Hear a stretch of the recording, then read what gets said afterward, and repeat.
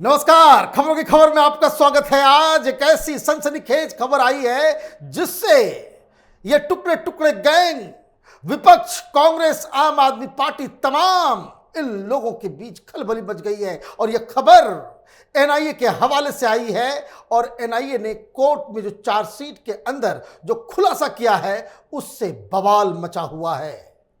आपको याद होगा कि कुछ दिन पहले, कुछ महीने पहले 2022 के सितंबर 31 को मुंद्रा पोर्ट या अडानी पोर्ट के ऊपर 3000 किलोग्राम हेरोइन पकड़ा गया था। अफगानिस्तान से लाया जा रहा था और उसके बाद कई सारे लोग सवाल करने लग गए कि अडानी पोर्ट में इतने पकड़े जा रहे हैं, बहुत गड़बड़ झाला चल रहा है वहां पे। लेकिन अब अचानक से पूरा का पूरा विपक्ष, ये मीडिया वाले भी बिल्कुल शांत बैठ गए हैं। क्यों? क्योंकि एनआईए ने इस केस की जब जांच की शुरुआत की तो इसका किंगपिन पकड़ा गया और इसका किंगपिन वो दिल्ली का एक ड्रग माफिया है और जिसके रिश्ते तमाम तरह के पॉलिटिकल पार्टीज और नेताओं से निकल रहे हैं। और अब चार्जशीट के अंदर जो खुलासा हुआ है उसे आप सुनेंगे तो आप भी दंग रह जाएंगे, क्योंकि ये बार बार ये पूछा जाता है कि ड्रग्स, हजारों करोड़ रुपए का ड्रग्स पकड़ा जाता है, वो तो अगर नहीं पकड़ा गया होता तो वो पूरे हिंदुस्तान में वो बिक रहा होता। ये ड्रग्स का पैसा आखिर जाता कहां है, किसके पास जाता है? चुनाव में इस्तेमाल होता है, अर्बन नक्सल्स इस्तेमाल करते हैं, ये टुकड़े टुकड़े गैंग को मिलता है, ये कश्मीर के आतंकवादी संगठन, वहां पे जो सेपरेटिस्ट ग्रुप है उसको दिया जाता है। वहां से ये पैसा किसके किसके पास जाता है? क्या एनजीओ वाले लेते हैं? दरअसल ये हजारों करोड़ रुपए का बंदर बाट कहां होता है, इसकी तहकीकात में जुटी हुई है एनआईए। तीसरा चार्जशीट कल एनआईए ने इस केस में कोर्ट में पेश किया और बताया कि एक शख्स जो इस पूरे कारोबार का किंगपिन है वो हरप्रीत सिंह अलियास कबीर तलवार। दिल्ली में बहुत सारे गोरख धंधे हैं इसके, बड़े बड़े लोगों के साथ इसका रिश्ता है। एक बस अभी कहानी तो पूरी बताऊंगा बाद में, लेकिन एक चेहरा आप देख लीजिए।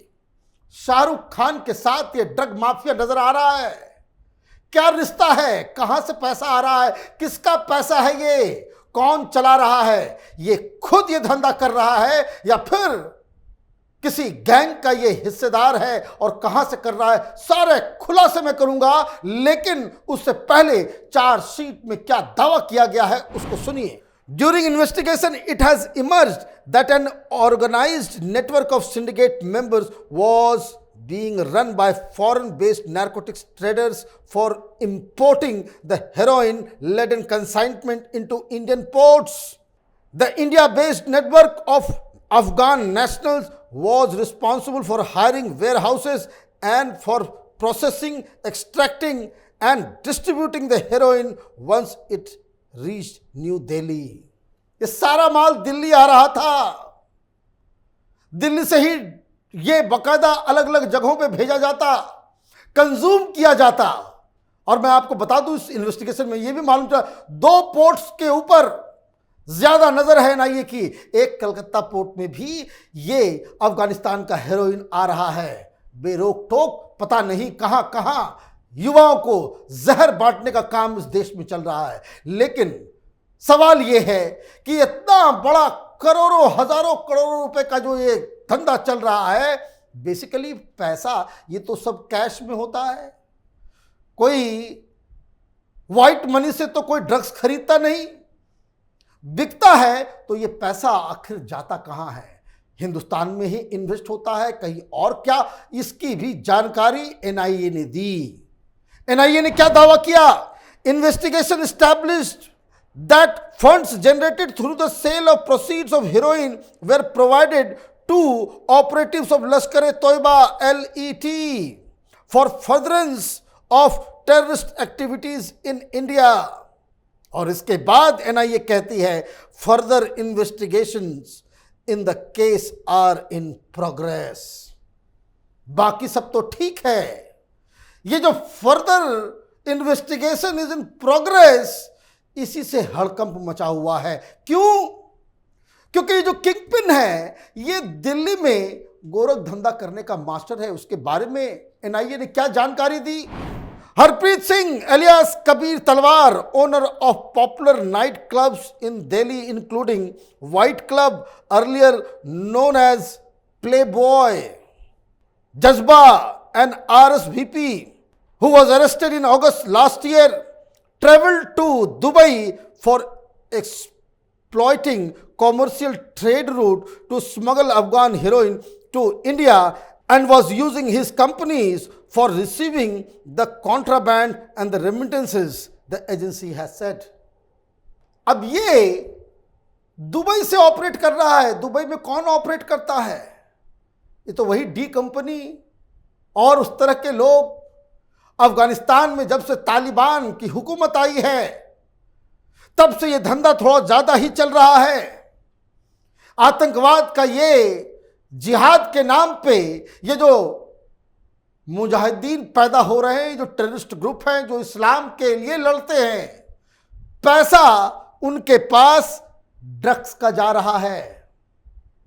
तो ये पाप की कमाई से ये धर्म की लड़ाई लड़ रहे हैं। अब सवाल यह है कि जम्मू कश्मीर में तो एलईटी खत्म हो गया, आतंकवादी नेटवर्क है, लोग हैं, लेकिन ये पैसा उसका इस्तेमाल कहां और कैसे हो रहा है?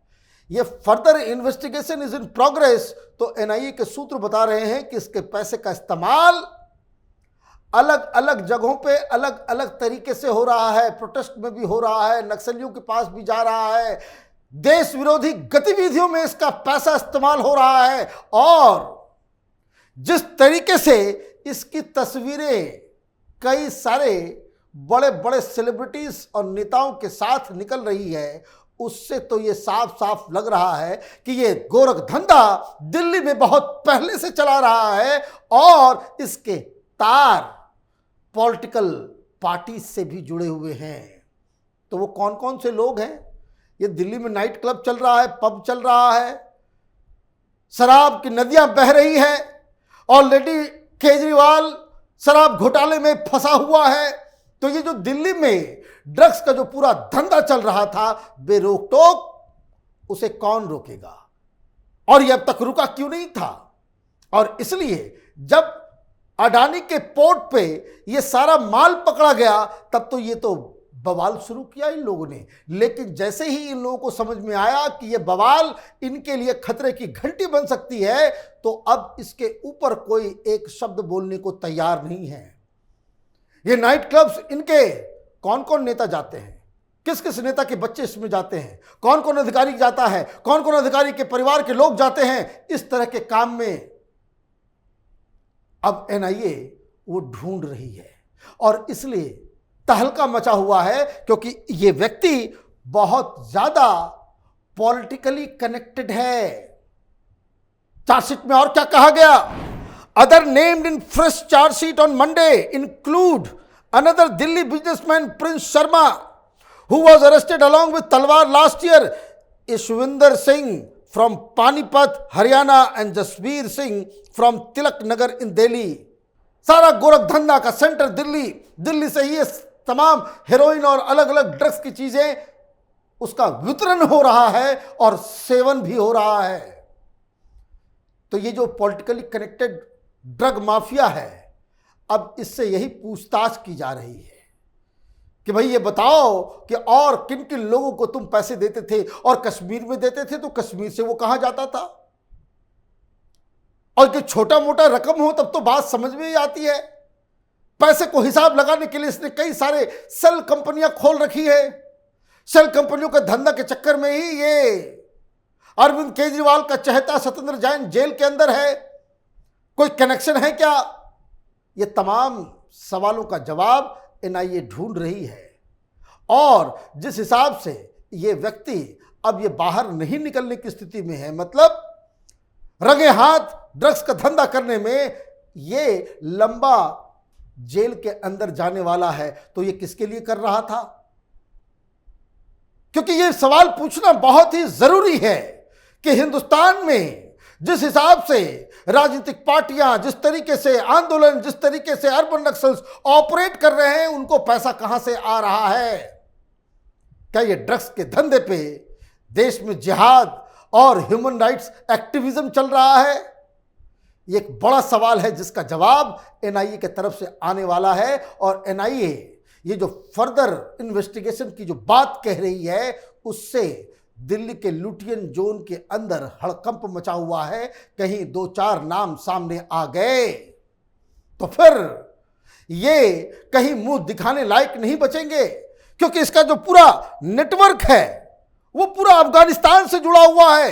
तमाम लोगों के नाम निकले हैं कि किस तरीके से दिल्ली में रह के अफगानी नेशनल्स ये लोग ऑपरेट कर रहे थे। एक और बड़ी बात, while investigating forward and backward linkages of the crime, a well-oiled network of operatives involved in the import, facilitation and transport of drug-laden consignment has been uncovered. पूरा सिस्टम बना हुआ है और बार बार हम लोग ये कहते आ रहे हैं कि ड्रग्स हो या प्रोस्टिट्यूशन हो, चाइल्ड ट्रैफिकिंग हो, ह्यूमन ट्रैफिकिंग हो, ये सब बड़े ही ऑर्गेनाइज्ड क्राइम होते हैं। जब तक कोई बड़ा नेता, कोई अधिकारी इसके पीछे, इस गांठ में, इस मिलीभगत में शामिल नहीं होगा, तब तक इस तरह का धंधा बेरोक टोक नहीं चल सकता। ये तो अच्छा हुआ कि बीजेपी की सरकार, उसकी एजेंसियां ने इस ड्रग माफिया को रंगे हाथ पकड़ा। अब सवाल एक ऐसा है जिसका जवाब मिलते ही राजनीतिक भूचाल आने वाला है, और वो सवाल ये है कि हिंदुस्तान में ड्रग्स तो आता है, ड्रग्स तो बिकता है, लेकिन इसका पैसा, इसका बेनिफिशियरी आखिर है कौन? आप देखते रहिए कैपिटल टीवी। हमारे वीडियोस को लाइक कीजिए, शेयर कीजिए और हमारे चैनल को सब्सक्राइब कीजिए। धन्यवाद।